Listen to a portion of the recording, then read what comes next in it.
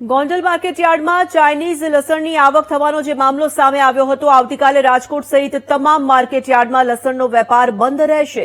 માર્કેટયાર્ડમાં લસણની હરાજી નહીં કરવામાં આવે, ખેડૂતોને યાર્ડમાં લસણ ભરીને ન આવવા માટે અપીલ કરવામાં આવી છે। તાજેતરમાં ગોંડલ માર્કેટયાર્ડમાં 30 કટ્ટા ચાઇનીઝ લસણની આવક થઈ હતી। ઉપલેટાના ખેડૂતો માર્કેટયાર્ડમાં ચાઇનીઝ લસણ વેચવા માટે આવ્યા હતા। Rajkot marketing yard commission agent association દ્વારા આવતીકાલે તારીખ 10/9/2024 ના દિવસે સમગ્ર ભારતના લસણના વેપારીઓ લસણના વેપારથી અળગા રહેવાના હોય ત્યારે એના સમર્થનમાં રાજકોટ માર્કેટિંગ યાર્ડમાં લસણનું કામકાજ આવતીકાલે બંધ રાખવાનું નક્કી કરેલ છે। એના વિરોધમાં સૌરાષ્ટ્રના તમામ માર્કેટિંગ યાર્ડો બંધ રહે એવી વેપારી એસોસિએશન દ્વારા અમે જાણ કરીએ છીએ।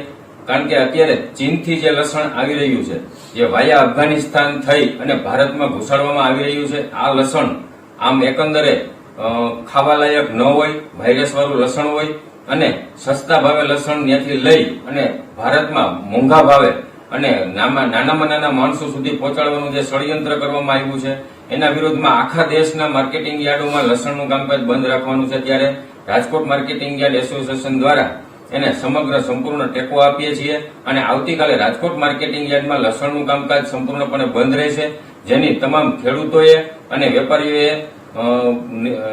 વેપારીઓએ જાણ